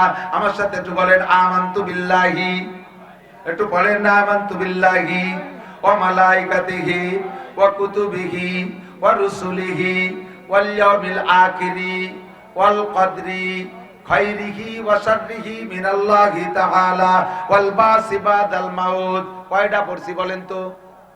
কয়টা? এই 7টার প্রতি বিশ্বাস আছে না আমাদের? এক নম্বরে আল্লাহর প্রতি বিশ্বাস রাখে, আল্লাহ আছে। যুবক বলো আছে। ওয়া মালাইকাতিহি, ফেরেশতা আছে। ওয়া কুতুবিহি, সমস্ত আসমানি কিতাব সত্য, সব আসমানি কিতাব সত্য, তাওরাত ইনজিল জবুর সব সত্য। তবে শেষকালে চলবে কোন কিতাব? কিয়ামত পর্যন্ত চলবে কোন কিতাব? তাওরাতের সংবিধান বাতিল, ইনজিলের সংবিধান বাতিল, জবুরের সংবিধান বাতিল। আগের সব 103 খানা আসমানি কিতাব বাতিল, এখন সেগুলোর সংবিধান চলবে না। কিয়ামত পর্যন্ত চলবে একমাত্র কোরআন। ওয়া কুতুবিহি ওয়া রুসুলিহি, সমস্ত নবী রাসূলদের বিশ্বাস করি। তবে কিয়ামত পর্যন্ত আর কোন নবী আসবে? বর্তমান চলবে কোন নবী? মুহাম্মদুর রাসূলুল্লাহ। বলেন কোন নবী? আমার আপনার নবীর নাম কি? একটু মস্ক করতে হবে শোনা। নবীর নাম বললে গুনাহ নাই, নেকি ছাড়া। কথা বলেন। আল্লাহর নাম একবার বললে বলেন আল্লাহ, 4000 নেকি। কলেমা পড়ি লা ইলাহা ইল্লাল্লাহ মুহাম্মাদুর রাসূলুল্লাহ, কলেমা পড়ার সঙ্গে সঙ্গে আমলনামায় 4000 নেকি লেখা হয়ে গেছে। আল্লাহ নবী বলেন তামলো মা বাইনাস সামাই ওয়াল আরদ, একবার কলেমা পড়লে ওই লোকটার নেকিতে আসমান জমিনের মাঝখানের ফাঁকা জায়গা সম্পূর্ণ ভরিয়া যায়। কন্না সুবহানাল্লাহ, আল্লাহু আকবার। সমস্ত নবী রাসূলকে মানি, এখন চলবে একমাত্র মুহাম্মদুর রাসূলুল্লাহ। আমাদের ভিতরে কাদিয়ানি চলতেছে। আজকেও মাত্র দেখলাম নিউজ আসছে, আমি গিয়েছিলাম উত্তরবঙ্গে, ও জায়গা কাদিয়ানিরা ইস্তেমা করার জন্য পাইতারা দিচ্ছে। বাংলাদেশে এত পরিমাণ কাদিয়ানি হয়ে গেছে যে কাদিয়ানিদের দাবি আল্লাহ নবী মুহাম্মদুর রাসূলুল্লাহ শেষ নবী নয়, গোলাম আহমদ কাদিয়ানি নাকি শেষ নবী। আপনারা সুবহানাল্লাহ বলবেন না নাউজুবিল্লাহ? গোলাম আহমদ কাদিয়ানি কি নবী না কাফের? যুবক, গোলাম আহমদ কাদিয়ানি নবী না কাফের? তারে যারা কাফের না বলবে সেও ক্ষমতা থাকতে, তৌফিক থাকতে, সুযোগ থাকতে কাদিয়ানীদেরকে কাফের ঘোষণা দিয়ে বাংলাদেশে যদি বসবাস করার সুযোগ না দেন, তার মানে তারা এদেশের মানুষ বসবাস করবে এদেশে, তাদেরকে তাড়ায় দিচ্ছি না, কিন্তু কাফের নাম নিয়ে থাকতে হবে। কি নাম? কি নাম? এদেশের থেকে হিন্দুদেরকে আমরা তাড়াই দিচ্ছি না, থাকে তারা হিন্দু উপাধি নিয়া। খ্রিস্টানদেরকে তাড়াই দিচ্ছি না, থাকে তারা খ্রিস্টান উপাধি নিয়া। নাসারা ইহুদিদেরকে তাড়িয়ে দিচ্ছি না, থাকে তারা ইহুদি উপাধি নিয়া। বুদ্ধদেরকে তাড়িয়ে দিচ্ছি না, থাকে তারা বুদ্ধ উপাধি নিয়া। কাজেই এই কাদিয়ানীরা বাংলাদেশে থাকবে, দেশের সন্তান তারা, কিন্তু মুসলমানের নাম নিয়ে থাকতে পারবে না। ওনাদের দলের নাম কি কয় জানেন? আহমাদি মুসলিম জামাত। কি কয়? সাধারণ পাবলিক আপনারা জেনে নেন। আপনারা মনে করবেন যে আহমাদি যখন কইছে আরো মুসলিম কইছে, তাহলে এটা তো সঠিক ধর্ম, কাজেই তাদের কথা শুনি আর মানি। এইভাবে সাধারণ পাবলিকের লীলা ভুলা দিয়া, আহমাদি মুসলিম জামাতের পরিচয় দিয়া হাজার হাজার মুসলমানদেরকে কাদিয়ানি বানাচ্ছে। খুদার কসম, কাদিয়ানি কাফের, তার অনুসারীরা কাফের। এক সেকেন্ডও ভেস্তে যাবেন না। তাইতে আপনি মুসলমানদের সাথে মসজিদে 5 ওয়াক্ত নামাজ পড়েন, আমাদের সাথে হজে যান, উমরায় যান, আমাদের সাথে রমজানে রোজা রাখেন, আমাদের সাথে ফরজ বিধান পালন করেন, আমাদের সাথে কোরআন পড়েন, তবু আপনি পাক্কা কাফের। এক সেকেন্ডও ভেস্তে যেতে পারবেন না। আখলিস দীনকা, ঈমানকে ফ্রেশ করেন। আল্লাহর সাথে যেমন কেউরে শরীক করা যাবে না, নবীর সাথে নবুয়তে কেউরে শরীক করা যাবে। ঠিক আছে তো? ঈমান ঠিক করেন। ওয়া রুসুলি ওয়াল ইয়াউমিল আখির। আজকে কি বার? বুধবার। হঠাৎ একদিন শুক্রবার আসবে, মুহররম মাসের 10 তারিখ, দুনিয়ার দিনের শেষ দিন। ওর পরে আর দুনিয়ার দিন আসবে না, আর শনিবার হবে না। এর নাম হলো ইয়াউমে আখির, দুনিয়ার দিনের শেষ দিন, সর্বশেষ দিন। তার মানে ধ্বংস হবে, কিয়ামত হবে। বিশ্বাস আছে? কিয়ামত হবে, বিশ্বাস আছে? বাস, মাশাআল্লাহ, আপনারা মুমিন। এবার কয় ওয়াল ইয়াউমিল আখির ওয়াল কদর, তকদিরকে বিশ্বাস করি। ভাগ্যে যা কিছু আছে বা যা কিছু হয় সব কোন জায়গা থেকে ফয়সালা? একটু কইতে হবে কোন জায়গা থেকে। তোর জ্বালায় এই হইছে, ওর জ্বালায় এই হইছে, এই কথাটা বলবেন না। আব্বা বাইসিয়ে যাত, খালি এই যদি একটু নিতাম মাগুরা, বস সাথে সাথে আপনি কাফের হয়ে গেছেন। আব্বা বাচ্চার কোনো ব্যবস্থা নাই, ওই পর্যন্তই তার হায়াত। কতক্ষণ? এ পর্যন্তই তার হায়াত। ধন সম্পদের মালিক কে? দেয় কে? ক্ষমতার মালিক কে? দেয় কে? সিনেই নাই কে? তকদির আল্লাহর পক্ষ থেকে ফয়সালা হয়ে আসে। এখন এই কথার প্রেক্ষিতে একদল আছে কয় হুজুর এই জায়গায় তকদিরের দ্বারে আসতে পারে আমাদের একটু পরাণে পানি এসে একটু সাহস বাড়ে, কারণ যা কিছু করে সব আল্লাহই করে। এই কথা আমি 100% বিশ্বাসী। কাজেই আমি যে বিড়ি সিগারেট গাঁজা এবা খাই, এও আল্লাহ রুজিতে লিখে রাখছে বিদায় খাই, এখানে আমার কি দোষ আছে? আল্লাহ যদি তুমি এতই বিশ্বাস করো যে গাঁজা এবা ফেনসিডিল রুজিতে লিখে রাখছে বিদায় খাও, তুমি আর এ ব্যাপারে কোনো কথা শুনতে চাও না, তাহলে আসো তোমার দুইটা জুতো দিয়ে দুটো বাড়ি দেই, এও খাইয়ে চুপ করে থাকো, খুশি থাকবা যে রুজিতে ছিল তাই খাইছে। এ জায়গা জুতো দিয়ে বাড়ি দেওয়ার সাথে সাথে তুমি আবার আমারে ফেরত দাও খেয়ে, তুমি সহজে মেনে নাও তকদিরি রুজি জুতোর বাড়ি ছিল তাই খাইছি। কতক্ষণ? তাহলে এই জায়গায় একটু কি অ্যান্সার দেওয়া যায়? এই জায়গায় একটু প্যাঁচ পড়ে গেছে। তকদিরের প্যাঁচ ছাড়ানোর জন্য কোনো কথা বলা, কোনো বক্তব্য দেয়া হাদিসে নিষেধ আছে। যত বলবো তার উপরে প্রশ্ন থাকে, কিন্তু সংক্ষেপ কথা হলো যে আমাকে আপনাকে আল্লাহ তাআলা যে বিবেক দিয়েছে, জ্ঞান দিয়েছে এবং সাথে সাথে পরিপূর্ণ স্বাধীনতা দিয়েছে, এইটা অন্য কোন প্রাণীকে দেয় নাই। জিবরিল আলাইহিস সালামকে মোবাইল বানানোর ক্ষমতা দেয় নাই, মিকাইল আলাইহিস সালামের কম্পিউটার বানানোর ক্ষমতা দেয় নাই, ইসরাফিল আলাইহিস সালামের মাইক বানানোর ক্ষমতা দেয় নাই, আজরাইল আলাইহিস সালামের রকেট বানানোর ক্ষমতা দেয় নাই। এটা দিয়েছে কারে? মানব জাতিকে দিয়েছে, মানুষকে দিয়েছে, ঠিক না? অন্য কেউকে আল্লাহ তাআলা স্বাধীনতা দেয় নাই। জিবরিল আলাইহিস সালামের স্বাধীনতা নাই যে ইচ্ছামতো নবুয়তি নিয়ে আরেকজনকে দেবে, যেমন শিয়ারা কয়।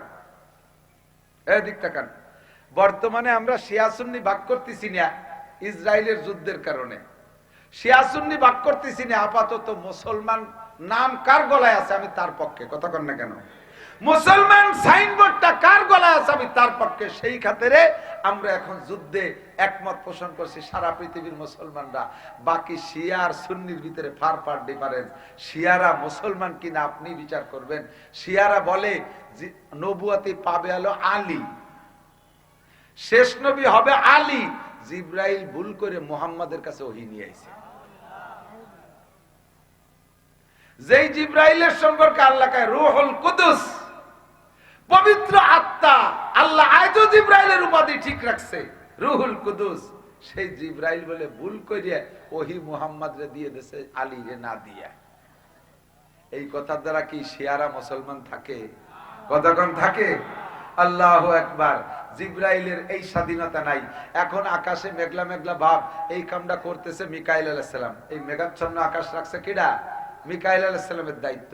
আমাদের খারাপ লাগতেছে, মিকাইল আলাইহিস সালামের 200 কোটি টাকা ঘুষ দিয়ে কি মেঘ সরাতে পারবো? মিকাইল আলাইহিস সালামের কাছে মুনাজাত করতে পারবো, দেখেন মিকাইল আপনার হাত ধরে পায়ে ধরে এই আকাশটা একটু সাফ করে দেন। মিকাইলের কোনো ক্ষমতা নাই, এই জায়গা তার স্বাধীনতা নাই, ঠিক কিনা? দুনিয়া এখন যেভাবে যা হয়ে গেছে, এখন আর ভালো লাগতেছে না, মনে কয় দিয়ে শেষ করে দেই। আমার হাতে যদি সিঙ্গার থাকতো, ইসরাফিলের সিঙ্গার যদি আমার মহি থাকতো, কবে ভুদি উড়ে ফেলাই দিতাম। বিশেষ করে আদা আদি ভাগ করে ভু দিতাম, ইন্ডিয়ায় এক ফু দিয়ে ফিরে ইসরায়েল নিয়ে যেতাম, আমেরিকা হুই টুয়ে শেষ করে ফেলাই দিতাম। এ জায়গায় ইসরাফিলের কোন স্বাধীনতা, কাহারও কোনো স্বাধীনতা নাই, বাকবাল লোকের নাই, ফেরেশতাদের নাই। আমাদের আছে না নাই? কথা কন না? আছে না আমাদের স্বাধীনতা? বিড়ি খাওয়ার সময় মুখ চিপে ধরে আল্লাহ, পরের মেয়ের গায়ে হাত দেওয়ার সময় হাত প্যারালাইসিস হয়ে যায়, গান শুনতে যাওয়ার সময় চাকা পাংচার হয়ে যায়, আরে গান শোনার সময় কান বয়রা হয়ে যায়, এই সিনেমা দেখার সময় চোখ কানা হয়ে যায়, মদ গাঁজা খাওয়ার সময় মুখে প্যারালাইসিস আসে, চুরি করার সময় হাত সল হয়ে যায়, ডাকাতি করার সময় হাত পঙ্গু হয়ে যায়। এগুলো কোনো কিছু হয় না। আল্লাহ তাআলা স্বাধীনতা দিয়েছে, করতে থাকো। আমাকে যে স্বাধীনতা দিয়েছে আর আমাকে যে জ্ঞান দিয়েছে, এই পরিপূর্ণ স্বাধীনতার জ্ঞানকে ব্যবহার কইরা আমি দুনিয়া ভালো হওয়ারও অধিকার আছে, মন্দ হওয়ারও সুযোগ আল্লাহ তাআলা করে দিয়েছে। এই ভালো মন্দ হওয়ার স্বাধীনতা আল্লাহ আমাকে দিয়েছে। এবার আমি 60-70 বছর জিন্দেগি, দুনিয়ার জিন্দেগি কাটাইয়া আমার স্বাধীনতার বিবেককে ব্যবহার করে আমি কি করব? ধনী হব না গরিব হব, ভালো হব না মন্দ হব, নামাজি হব না বেনামাজি হব, আল্লাহ পাক এই যে অ্যাডভান্স জানে, সেই জানা অনুযায়ী লিখে রাখছে। এর নাম হলো তকদির। আমি তারপরও ভালো করে বুঝতে পারি নাই, কারণ কথা লম্বা হয়ে গেছে, গোড়ার কথা মনে রাখতে পারেন নাই। বলে নিছি না, একদল কয় যে তকদিরকে বিশ্বাস করি, কাজেই চূড়া টাকা তকদিরে ছিল খাইছি। রুজিতে নামাজ নাই, হুজুর তকদিরি নামাজ নাই, আল্লাহ লেহি নেই, তা বলবো কি? কপালে রোজা নাই, এত নিয়ত করছি যে এবার রোজা থাকবো, সেই রোজা কপালে নাই। আসো, কপালে জুতোর বাড়ি আছে, খাইয়ে যাও। কথা এই জায়গা তকদিরের এই তর্জমা যে যা কিছু করে আল্লাহ করে, তবে এই দুনিয়ার ইবাদত বন্দেগী ভালো মন্দ হওয়ার বিবেক বিবেচনা আল্লাহ আমাকে দিয়েছে। নবী পাক সে কথা হাদিসের মধ্যে বলেন, আল কাইয়িসু মান দানা নাফসাহু ওয়া আমিলা লিমা বাদাল মাউত ওয়াল আজিজু মান আতবা নাফসাহু হাওয়াহা ওয়া তামান্না আলাল্লাহ। তোমার যে স্বাধীনতা দিয়েছে, তুমি যদি তোমার স্বাধীনতাকে প্রয়োগ কইরা, তোমার যে বিবেক দিয়েছে বিবেকরে খাটাইয়া, তোমাকে যদি তুমি নিজে দিনদার বানাও, এই দিনদার তোমাকে বানানোর অধিকার আছে। আমাকে আমি মসজিদে নিতে পারি, যদি বলেন পারি কি পারি না? আমারে আমি মসজিদে নিতে পারি, আমারে আমি মন্দিরে নিতে পারি, আমাকে মাদ্রাসায় নিতে পারি, আমাকে স্কুলে নিতে পারি, আমারে ইস্তেমায় নিতে পারি, আমাকে উলাকান্দি নিতে পারি, আমাকে দিয়ে ওয়াজ শোনাইতে পারি, আমাকে দিয়ে কীর্তন গান শোনাইতে পারি। এটা আমার ক্ষমতা আছে। আমি বিয়ে করতে পারি, আবার আমি জিনাও করতে পারি, আমি হালাল কামাই করে খেতে পারি, আমি চুরিও করতে পারি। এই স্বাধীনতার ক্ষমতা আল্লাহ আমাকে দিয়েছে। আমার স্বাধীনতার ক্ষমতার বিবেকে ব্যবহার কইরা আমি কি করব, এইটা আল্লাহ পাক অ্যাডভান্স জানে। এই জানা অনুযায়ী লিখে রাখছে। ওই লেখাকে বিশ্বাস করার নাম হলো তাকদীর। আল কদরি খাইরিহি ওয়া শাররিহি মিনাল্লাহি তাআলা ওয়াল বাসি বাদাল মাউত। এ আমার প্রাণপ্রিয় যুবক, আমার মা ও বোনেরা, পর্দার আড়ালে অন্তর থেকে স্বীকার করেন, বিশ্বাস করেন, আমাদের কি মরা পর্যন্ত শেষ না, আবার উঠতে হবে? হাসরের মাঠে উঠতে হবে কি হবে না? আমাদেরকে আমাদের নিজেদেরকে উঠার দায়িত্ব দিবেন না আল্লাহ। আল্লাহ বলবেন, আমি তোমাকে উঠাইয়া ছাড়বো। মিনহা খলাকনাকুম, বানাইছি তোমারে মাটি দিয়ে আমি। অফিহা নুইদুকুম, মাটির মধ্যে আইনেই ছাড়বো। তুমি কোনো অবস্থায় পালাই সেরে যেতে পারবা না। ঘরে ইমারত রাবরি বর আসমা আকিবাত জেরে জমি গরদিনহা আলায়া সাকিনাল কসরিল মুআল্লা সাতুদফানু আন করিবিন ফিত তুরাবি। তুমি যদি 100 তলা দালানের মাথায় থাকো, মরলে কোন জায়গা? কথা কয় না। মরলে বিমানে, মরলেও কোন জায়গা? আগুনি পুড়ে মরলেও সাইটুক কোন জায়গা? বাঘেও যদি খেয়ে ফেলে, লাস্টে বাঘ মাটির তলে, তো বাঘের পেট সহ আমিও মাটির তলে আসতে হবে কি হবে না? আমিনহা নুখরিজুকুম তারাতান উখরা, আবারও উঠাবো, আবারও উঠাবো। তালাশ করে বাবা কোন জায়গা? আমাকে মাগুরার বাগান কি তোমার মনে থাকবে নাকি? আল্লাহ কয়, সব আমার মনে থাকবে, সবাইরে উঠাই ছাড়বো। ঠিক কি ঠিক না?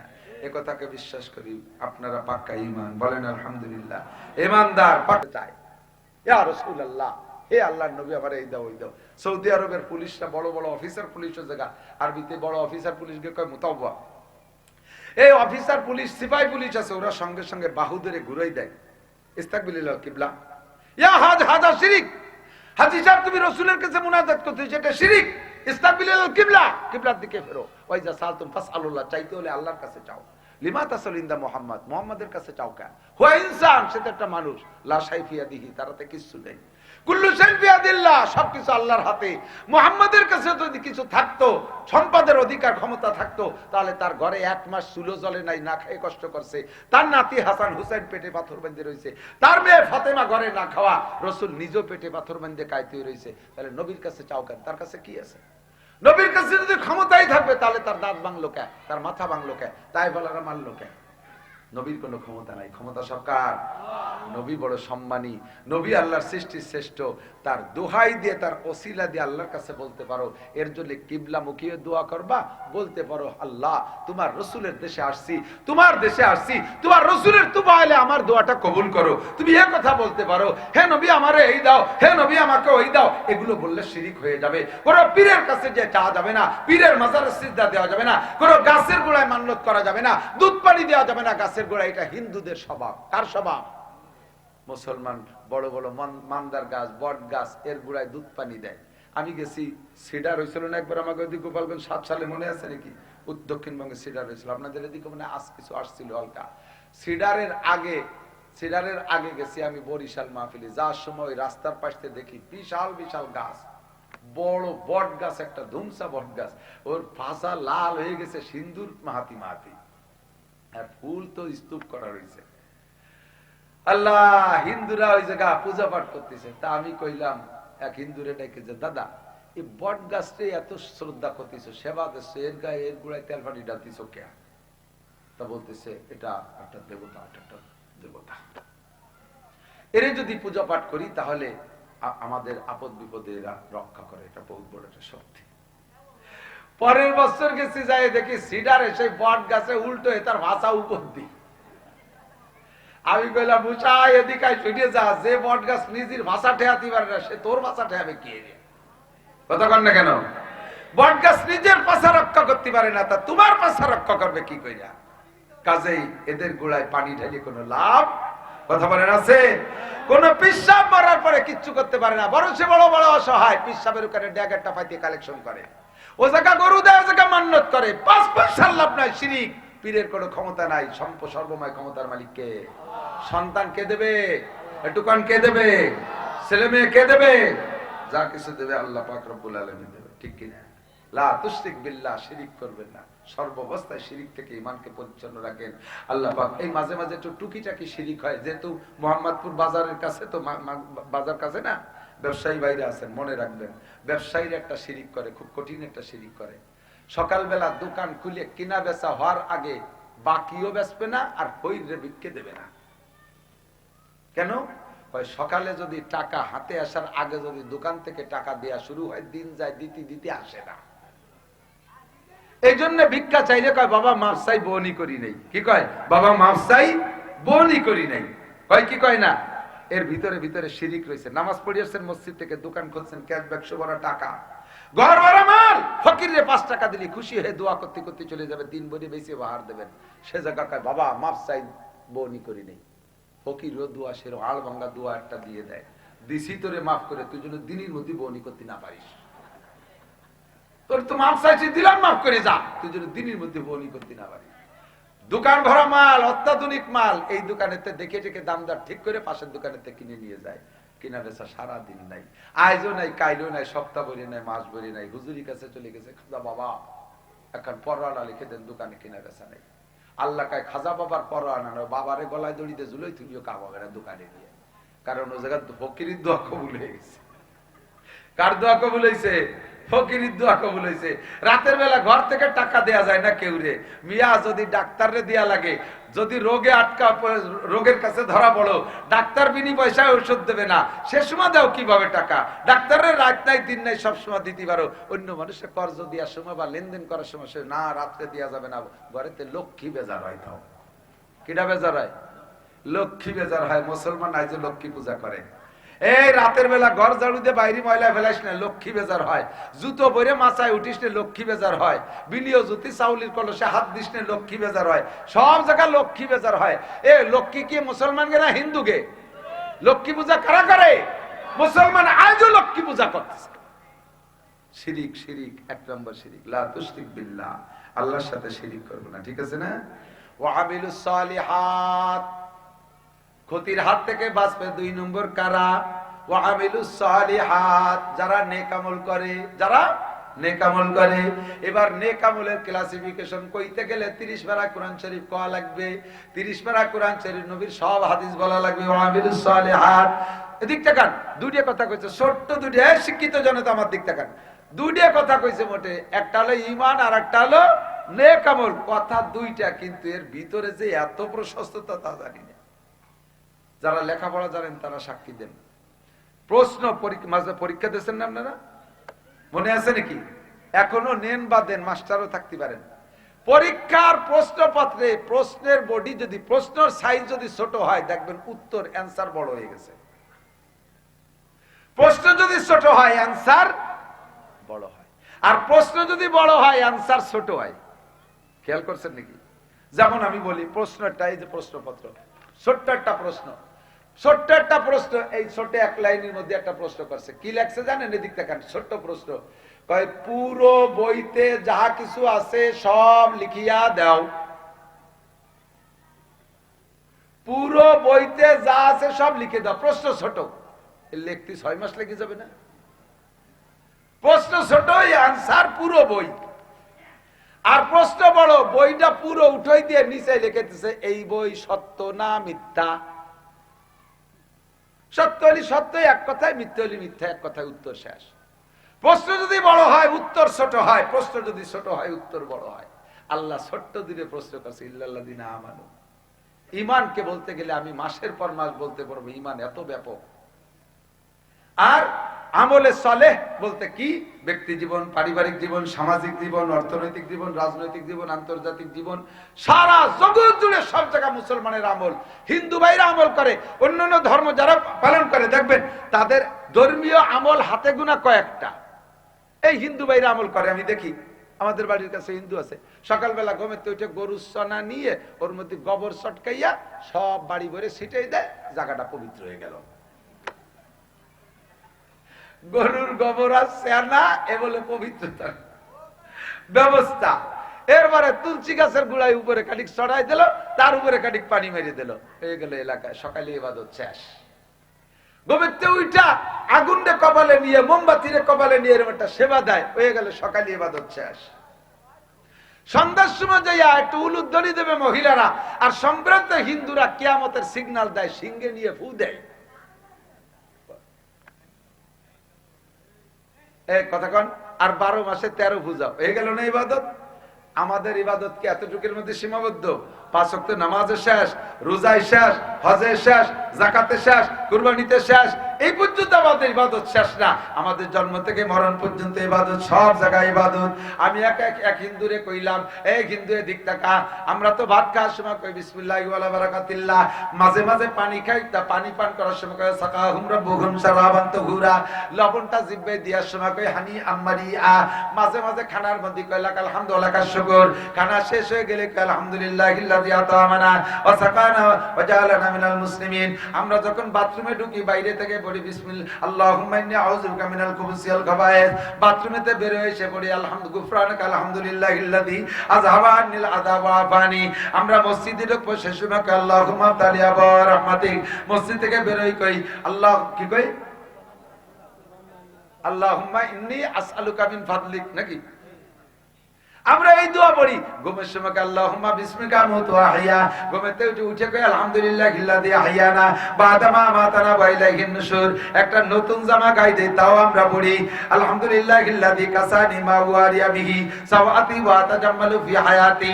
এমন কি স্ত্রী ব্যবহার করতে যাব, স্বামী স্ত্রী মিলন, সে জায়গা আমাদের একটা দোয়া আছে, আছে না নাই? কথা বলেন। আরে আমাদের তো ঘাটে ঘাটে রাস্তায় রাস্তায় পথে পথে দোয়া, সব জায়গা আমাদের ইসলাম, সব জায়গা আমাদের আমল। তোদের এই সব জায়গা কি কি দোয়া আছে কদি? এই সব জায়গা তোরা কি কি দোয়া পড়িস? আমাকে কোনো দোয়া নাই। এক হিন্দু যুবক কয়, হুজুর আমরা এক মেজে 10 জন খাই, আমরা 8 জন হিন্দু আর 2 জন মুসলমান।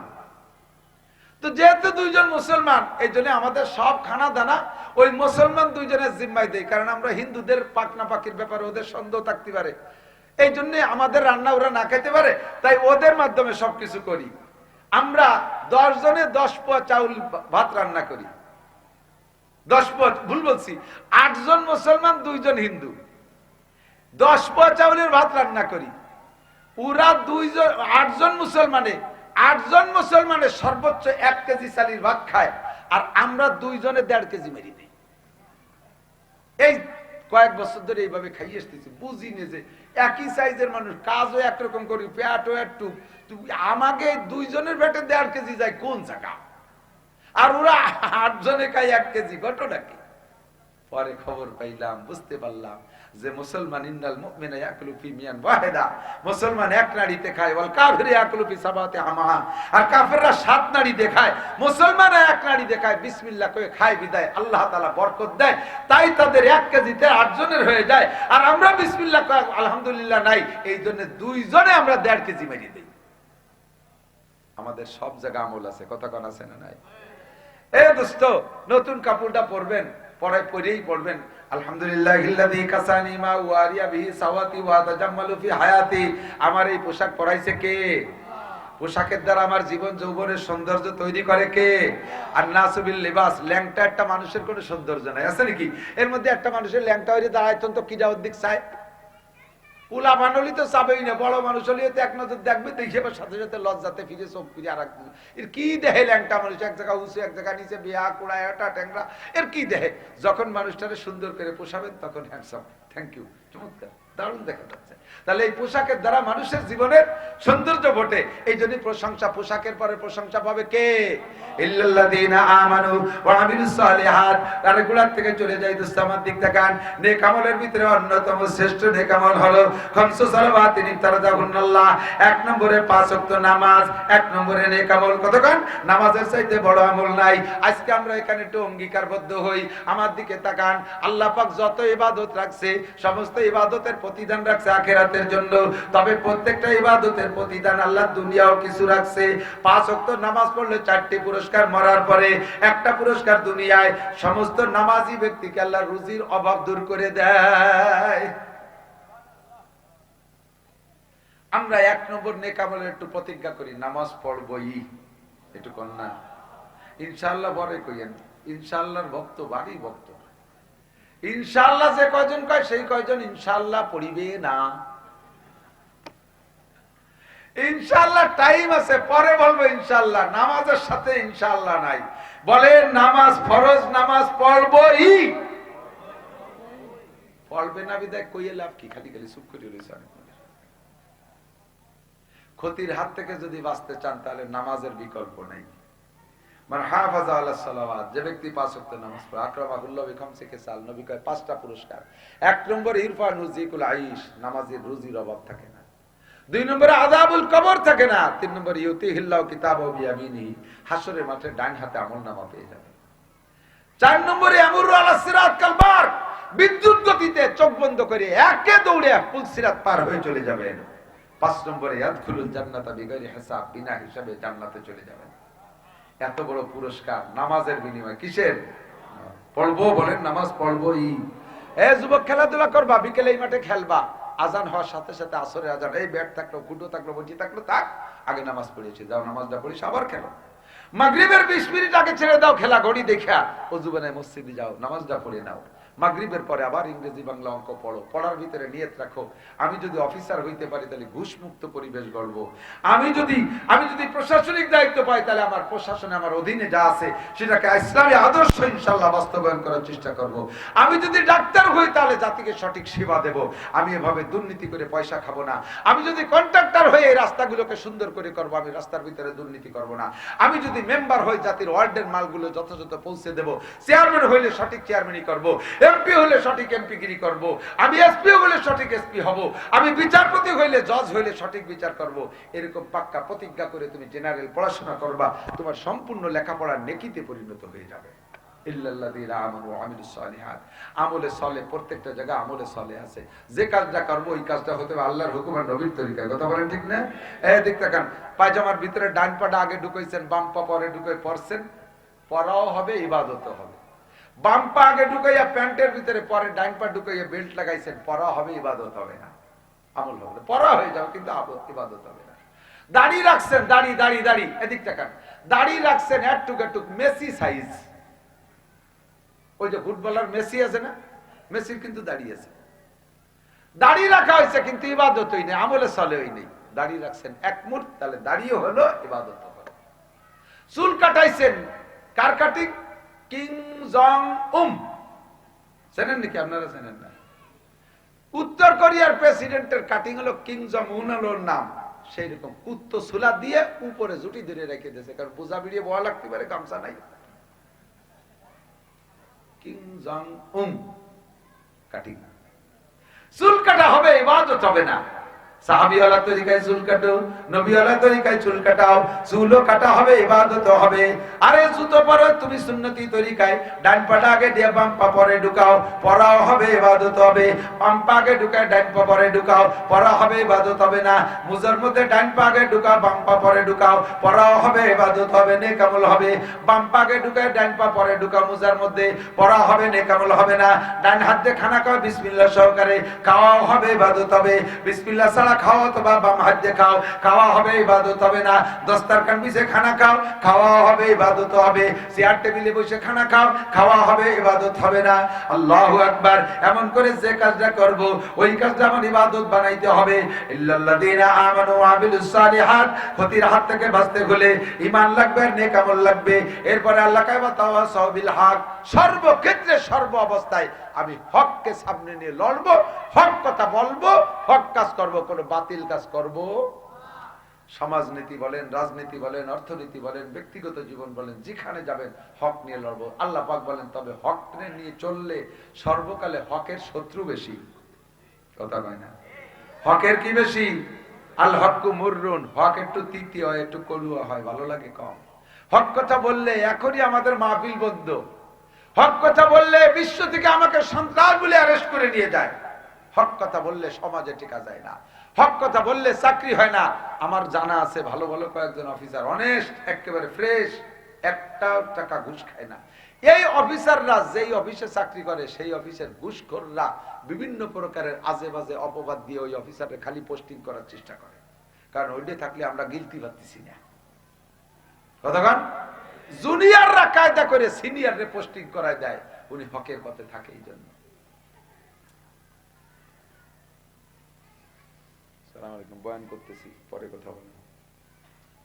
ইল্লাল্লাযীনা আমানু ওয়া আমিলুস সালিহাতি ওয়া তাওয়াসাউ বিল হক। এই যুবক, একটা দুই একটা হক নাও, এদিক তাকাও।